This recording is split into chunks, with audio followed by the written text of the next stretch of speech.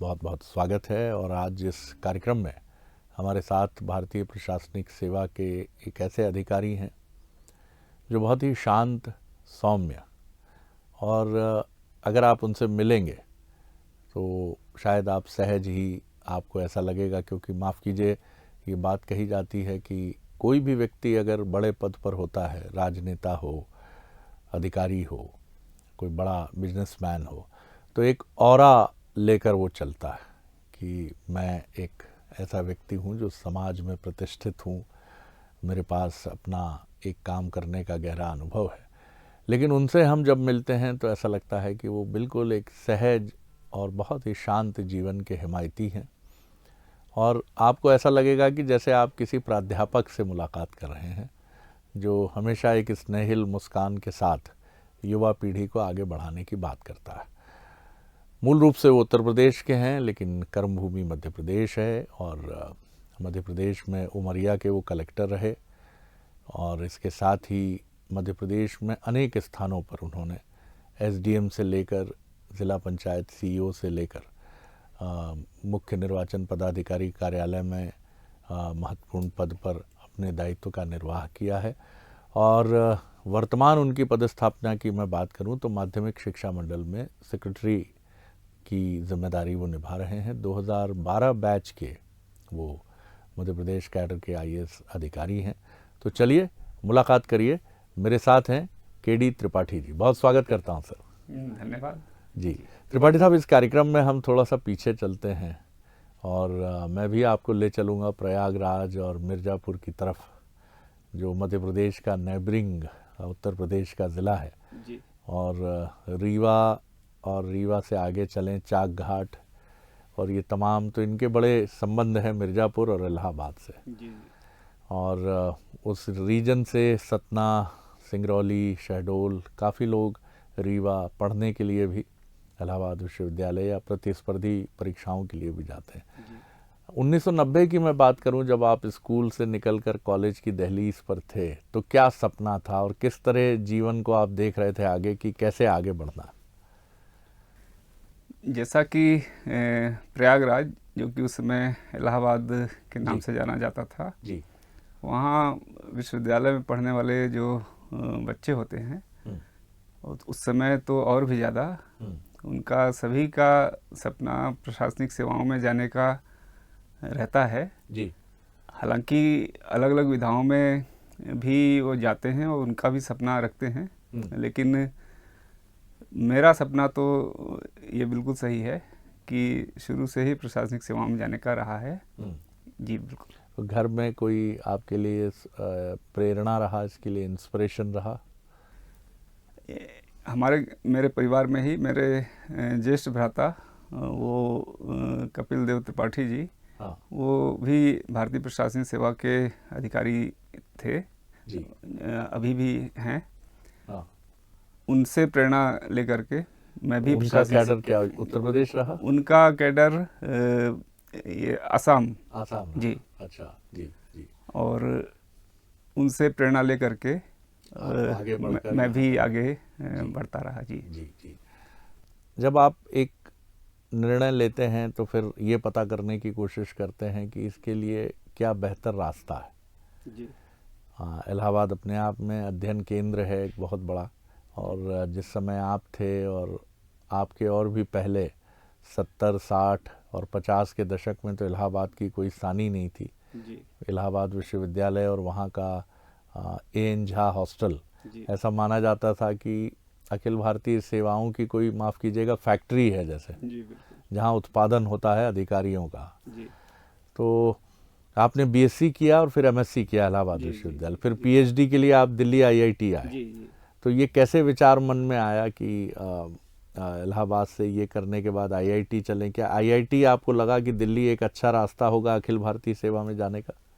दरअसल मूल रूप से मुझे एकेडमिक्स में काफ़ी रुचि रही है जी। और उस समय भी थी, अभी भी है।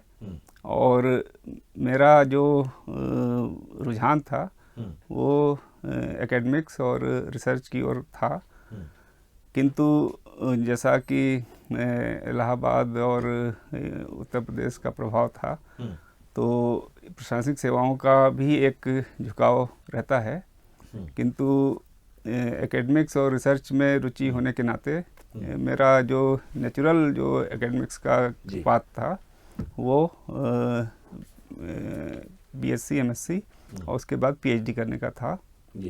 उसी मार्ग पर चलते हुए मैंने प्रयागराज से इलाहाबाद से एमएससी किया फिज़िक्स में, और उसके बाद फिर मैंने आईआईटी दिल्ली से फिज़िक्स में पीएचडी प्रारंभ की। अक्सर इस कार्यक्रम को जो युवा देखते हैं त्रिपाठी जी, वो ये जानना चाहते हैं कि कौन सा वो एक टर्निंग पॉइंट होता है जब आपको ये पता चल जाता है कि अब आप सफल होने की दहलीज पर खड़े हैं। तो आपको जब आप पहली बार अपीयर हुए प्रशासनिक सेवा में, तो वो फीलिंग आपको कब आई, और क्या दिल्ली ही उसकी जन्मदात्री बनी? नहीं, परीक्षा प्रशासनिक सेवा में परीक्षा देने के लिए दिल्ली का संबंध तो मैं नहीं मानता। दिल्ली तो आईआईटी दिल्ली जो है वो रिसर्च करने के उद्देश्य से ही मैं गया, किंतु राज्य सेवाएं और उस समय जो कॉम्पिटिटिव एग्ज़ाम्स थे उनको भी क्योंकि मैं दे रहा था, तो मध्य प्रदेश की पीएससी की भी परीक्षा दी, और उसमें सफल होने के बाद फिर मेरे पास ये प्रश्न उपस्थित हुआ कि मुझे किस रास्ते चलना चाहिए। तो उस समय फिर ये निर्णय मैंने लिया कि मुझे प्रशासनिक सेवा में अब जाना है, और जो रिसर्च और जो अध्ययन वाला जो रास्ता है उसको उसके बाद भी मैंने इसमें सेवा में आने के बाद भी मैंने उसको 3 साल बाद उसको पूर्ण किया, और वो डिग्री फिर उसको भी मैंने हासिल की। क्या इस दौरान कभी कोई द्वंद्व, कोई दुविधा तो मन में नहीं रही कि अध्यापन की तरफ चलें? पीएचडी भी किया है, वो भी नामचीन इंस्टीट्यूशन से किया है। ये निर्णय लेने के बाद कि प्रशासनिक सेवाओं में आम जनता से संबंधित विषय जो कि सीधे सीधे लोगों से जुड़े होते हैं, तो ऐसा महसूस हुआ कि उसमें हम ज़्यादा त्वरित डिलीवरी कर सकते हैं, और रिसर्च अपने आप में एक बहुत ही वास्ट फील्ड है, और लंबे समय तक उसमें कार्य करने पर उसमें बड़ी उपलब्धियां भी हासिल की जा सकती हैं। किंतु उस समय यही उपयुक्त समझ में आया कि आम जन से जुड़ करके और उनकी जो छोटी छोटी समस्याएं हैं उसको तात्कालिक तौर पे हल किया जा सकता है। आज की युवा पीढ़ी का जो मैं देखता हूँ कि सबसे बड़ा शत्रु कोई है तो वो है तनाव। बहुत से कारण हैं इसके, आर्थिक पृष्ठभूमि उनकी, इलेक्ट्रॉनिक गैजेट्स आपकी हमारी पीढ़ी की तुलना में आज भरमार है, और इंटरनेट के साथ जिस तरह से मनोरंजन के तमाम साधन हैं तो बहुत डाइवर्ट होता है। आप क्या युवाओं से कहेंगे कि किन चीज़ों को अगर वो अपना कोई भी लक्ष्य तय करते हैं, खिलाड़ी, वैज्ञानिक, अध्ययन, अखिल भारतीय सेवा, तो कैसे अपने को नियोजित करें? क्योंकि मैं आपके व्यक्तित्व को देखता हूं तो बहुत धैर्य है, संतुलन है, कोई बेचैनी नज़र नहीं आती मुझे, शांति है, ऐसा भी नहीं है कि कोई गर्व और दर्प से भरे हुए हैं आप। इन सब को साधना मतलब आपके परिवार से तो आपको मिला ही होगा, लेकिन कई लोग शायद उस थाती को नहीं संभाल पाते हैं ठीक से। इस पर आप क्या कहेंगे? देखिए, जो आपने गैजेट्स और बहुत सारी जो आधुनिक उपकरण सुविधाएं हैं उनकी बात की, तो ये आपके लिए उपयोगी और आपके सहयोगी भी हो सकते हैं, और अगर इनका सही तरीके से उपयोग न किया जाए तो यही आपके लिए घातक भी हो सकते हैं। तो महत्वपूर्ण विषय ये नहीं है कि हम आज की जो परिस्थिति दुनिया है उसमें हम इन चीज़ों को नुकसानदायक माने या लाभदायक माने। महत्वपूर्ण विषय ये है कि हमारा लक्ष्य या हमारा जो मोटो है वो क्या है, और वो यदि हमारा सकारात्मक हो और वो मीनिंगफुल हो तो फिर उसको प्राप्त करने के लिए हम इन्हीं साधनों का सदुपयोग भी कर सकते हैं, और इन्हीं का उपयोग करके हम आगे बढ़ते हुए और उन उद्देश्यों लक्ष्यों को प्राप्त कर सकते हैं।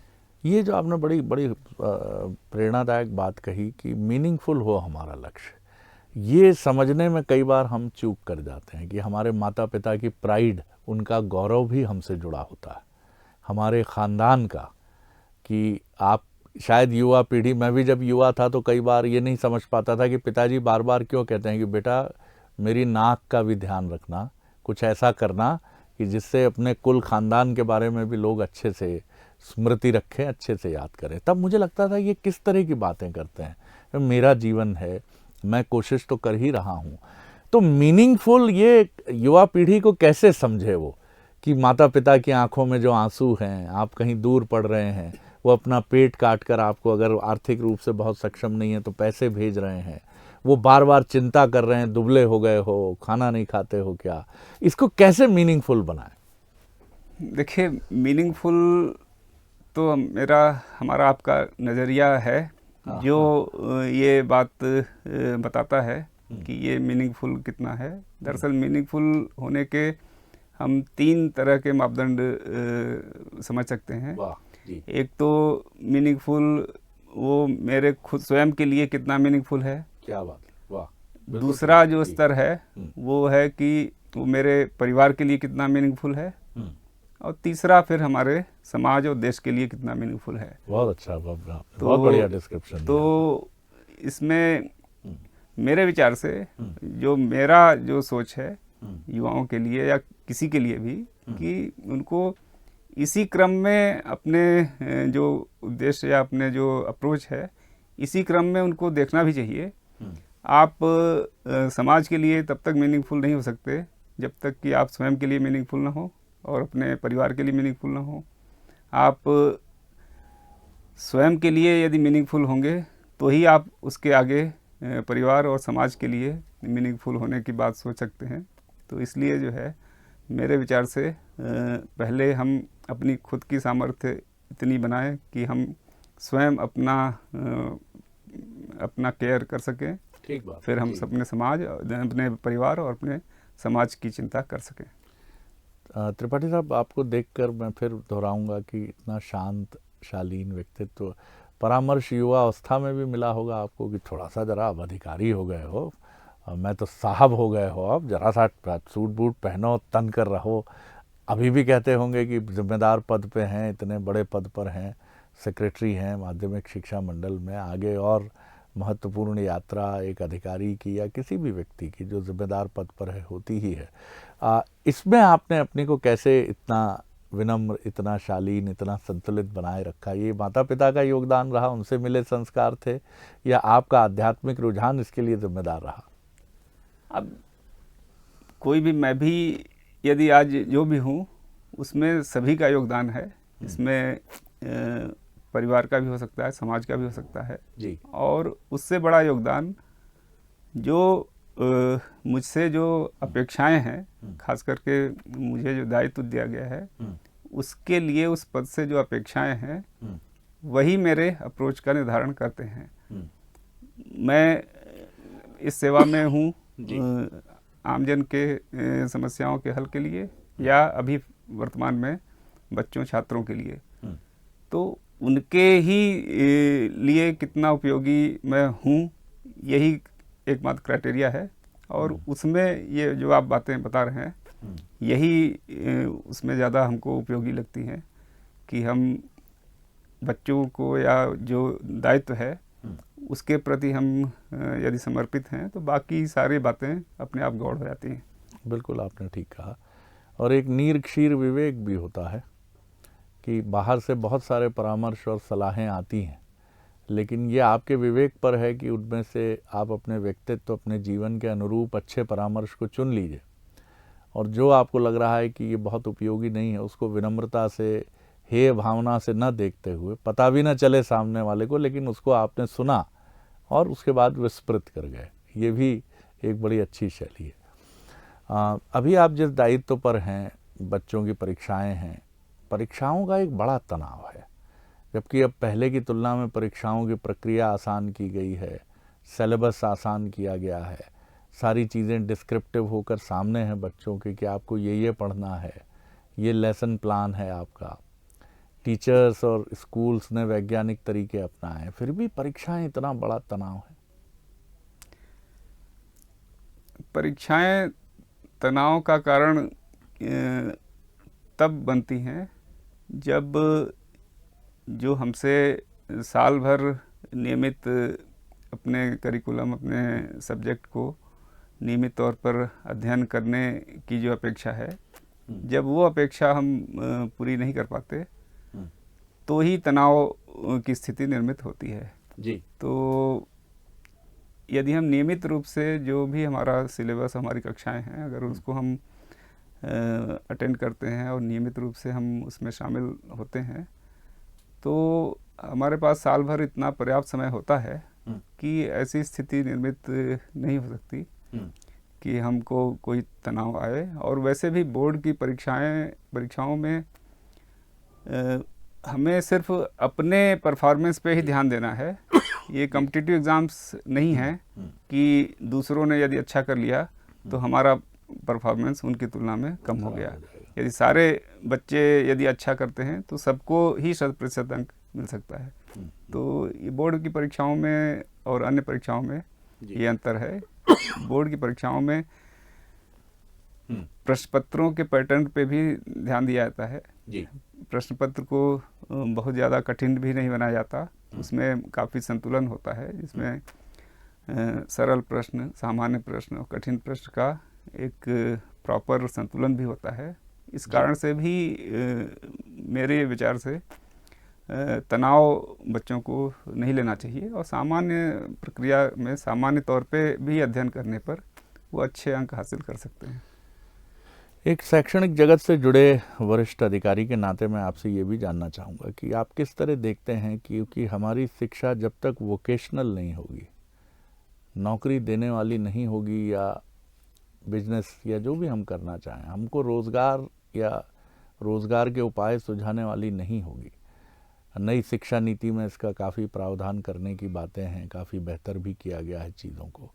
निश्चित तौर पर हमारे पास बड़ी संख्या में मानव संसाधन है, फिर भी आपको क्या लगता है कि क्या ये बहुत ज़रूरी नहीं है कि 9वीं 10वीं 11वीं 12वीं के बीच में ही बच्चे को बताया जाए, पता चल जाए और हम उनके क्लस्टर्स छांट लें, ये इंजीनियर जाएगा, ये डॉक्टर जाएगा, ये अखिल भारतीय सेवा का रुझान है, इसकी हिंदी अच्छी है तो ये हिंदी की लाइन में जाएगा।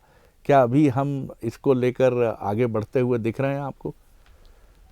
जी, ये बिल्कुल सही है कि हमारा जो अध्ययन का जो फ्रेमवर्क है वो उसको वोकेशनल एजुकेशन से जोड़ा जाए और हमारा जो एजुकेशन पॉलिसी है वो बिल्कुल इसी बात को बहुत ज़्यादा जोर भी देती है। और ये बहुत ही आवश्यक है कि शिक्षा का जो उद्देश्य हैं कई सारे, उनमें एक जो सबसे महत्वपूर्ण उद्देश्य होना चाहिए कि वो कम से कम उस व्यक्ति को अपने पैरों पर आर्थिक रूप से खड़े होने के लिए एक टूल भी उपलब्ध कराए। तो ये बहुत ही महत्वपूर्ण और बहुत आवश्यक है और इस दिशा में हमारे सारी पॉलिसी और बोर्ड भी उसी के अनुरूप कार्य कर रहा है। तो ये बिल्कुल आवश्यक है। समाज का जो आर्थिक वर्गीकरण है, हमारा देश बहुत तेज़ी से आगे बढ़ रहा है। हम अब तो उम्मीद कर रहे हैं कि हम दुनिया की तीसरी आर्थिक शक्ति होंगे। तमाम चीज़ें बहुत अच्छे से आगे हमें दिख रही हैं, लेकिन फिर भी यहाँ आर्थिक खाई बहुत बड़ी खाई है। जो बच्चे आते हैं सरकारी स्कूलों में, जिस तरह के बच्चे होते हैं उनमें से कई ऐसे होते हैं जो इस हीन भावना से नहीं उबर पाते हैं कि उनके पास एक जोड़ी यूनिफॉर्म और गर्म कपड़े अगर सर्दी है तो वो भी नहीं है। ये इसको दूर करने की बहुत कोशिश है। यूनिफॉर्म भी है, निःशुल्क पुस्तकें भी हैं, तमाम चीज़ें भी हैं, लेकिन एक मनोवैज्ञानिक जो काउंसलिंग की ज़रूरत होती है बच्चे को, भारत में ही अभी मनोचिकित्सकों की संख्या और मनोवैज्ञानिक काउंसलिंग बहुत कम उपलब्ध है। स्कूलों में क्या आप इसको पाते हैं कि इसकी संख्या बहुत अधिक होनी चाहिए? बच्चे की क्या चिंता है, माता पिता झगड़ते हैं, शराब पीने की आदत है पिता की, इस तरह की चुनौतियों पर उससे बात हो? ये जो आपने कहा ये बिल्कुल आवश्यक है और ज़रूरी भी है। इसी को ध्यान में रखते हुए मंडल स्तर पर भी एक हेल्पलाइन संचालित है, जिसमें काउंसलर्स जो है वो सुबह 8 से रात के 8 बजे तक किसी भी बच्चों के क्वेरी, प्रश्न या इस तरह के जो उनके करियर से संबंधित या परीक्षाओं से संबंधित जो क्वेरीज होती हैं वो पूछते हैं, और उसका जो हमारे ट्रेंड काउंसलर हैं वो उसका जवाब देते हैं। ये हेल्पलाइन के माध्यम से पिछले साल लगभग 1.5 लाख प्रश्न आए भी, और उनका काउंसलिंग का जवाब भी दिया गया। किंतु आपका कहना ये बिल्कुल सही है कि विद्यालय स्तर पर भी इस तरह की व्यवस्थाएं होनी चाहिए, और बच्चों को उनके लिए जो भी आवश्यक काउंसलिंग की व्यवस्थाएं हैं वो उपलब्ध हों तो उनके लिए बहुत ही उपयोगी होगा। ये जो प्रश्न आए 1.5 लाख उनकी तरफ से, इसमें क्या उनकी मनो समस्याओं से जुड़े प्रश्नों की संख्या भी काफ़ी थी? बिल्कुल, उसमें कई तरह के प्रश्न थे, जिसमें कि उनके जो परीक्षाओं के दौरान या अध्ययन के दौरान जो चिंताएं या क्वेरीज हैं, जो इस तरह के प्रश्न भी थे, और हमारे काउंसलर्स द्वारा उनको तरीके भी बताए गए कि ऐसी स्थितियों से वो कैसे निपटें और कैसे वो और आगे बढ़ें। करियर से संबंधित भी प्रश्न बच्चे करते हैं, उसके बारे में भी वो गाइड करते हैं। तो ये सुविधाएं जो है हमारे पास उपलब्ध है। जितना मैं जानता हूँ आपके परिवार के बारे में, 2 बेटे हैं, एक यूके में हैं, एक अभी इंजीनियरिंग पढ़ रहे हैं। जो इंजीनियरिंग की पढ़ाई दक्षिण भारत में कर रहे हैं, क्या वो अखिल भारतीय सेवा की तरफ बढ़ सकते हैं, या आपने उनकी अभिरुचि पर ही छोड़ा है, जो कि बहुत स्वाभाविक है एक समझदार पेरेंट्स की तरह, जो वो तय करेंगे वहीं जाएंगे? इसमें तो मेरा मानना है कि बच्चों पर करियर का चुनाव करने में दबाव नहीं देना चाहिए, इसलिए ये बच्चों की अभिरुचि पे ही है। और वो इंजीनियरिंग का अध्ययन कर रहे हैं तो स्वाभाविक रूप से वो कॉरपोरेट या आगे चल के प्रशासनिक सेवाओं में भी वो जा सकते हैं, ये उनके विकल्प है। जी। बड़ा कठिन होता है एक अधिकारी के लिए, बहुत सारी चुनौती होती हैं, चाहे वो आरंभिक काल हो बतौर डिप्टी कलेक्टर, एसडीएम, फिर बाद में कलेक्टर, या और बड़े दायित्वों पर जिसकी तरफ आप बढ़ते चले गए हैं। इसमें जीवन संगिनी का जो एक सहयोग है वो बड़ा अमूल्य होता है, तो जाहिर तौर पर आपको ये घर से ये भी भरपूर मिला ही होगा। जी। और इसमें एक आदर्श दाम्पत्य जीवन के लिए आप क्या देखते हैं? ये बहुत सारी सलाहें, परामर्श इसके लिए मिलते हैं कि जब पत्नी क्षुब्ध हो तो पति को शांत रहना चाहिए, जब पति क्षुब्ध हो तो पत्नी को शांत रहना चाहिए। आप इनमें से किन आदर्शों का, किन मूल्यों का पालन करते रहें? एक दूसरे की भावनाओं को समझना, एक दूसरे की आवश्यकताओं को समझना, ये होने पर मुझे लगता है कि कोई टकराव की स्थिति नहीं बनती। बहुत अच्छी बात और है। मुझे पूरा सहयोग मिला, और मेरी ओर से भी पूरी उनकी भावनाओं का पूरा सम्मान किया जाता है। तो मेरे, जहाँ तक मेरे स्वयं के जीवन की बात है, तो ये एक आदर्श रूप में ही मैं देखता हूँ। आगे जीवन को कैसे देखते हैं? गीता कहती है कि जीवन जैसा आए उसको वैसा स्वीकार करो, बहुत सारे प्रश्नों को न उत्पन्न करो, क्योंकि तुम्हारे हाथ में नहीं है कि आगे जीवन का नियोजन कैसा होगा। कर्म ही वो शक्ति है जिसको ईश्वर ने या नियति ने आपको सौंपा है। कर्म करिए, आगे बढ़िए। मैंने जैसा शुरू में कहा कि आपका जो भी काम है, जो भी आपका अप्रोच है, वो मीनिंगफुल हो, तो जिनके लिए आप काम कर रहे हैं उनके लिए वो कितना उपयोगी है, यही सबसे बड़ा लिटमस टेस्ट है कि समाज के लोगों के लिए या परिवार के लोगों के लिए आपका कार्य कितना उपयोगी है। यही सबसे बड़ा टेस्ट है, यही कि आप सही रास्ते पर हैं या नहीं है। बहुत सुंदर बात है त्रिपाठी जी, बड़ा अच्छा लगा आपसे बात करके। बहुत शुभकामनाएं आपके आगे के प्रशासनिक करियर के लिए। तो ये थे केडी त्रिपाठी साहब, जो 2012 बैच के मध्य प्रदेश के काडर के आईएएस अधिकारी हैं। और अफसरनामा में इतना ही। अगली बार एक और अधिकारी से आपकी मुलाकात कराएंगे। इजाज़त दीजिए, नमस्कार।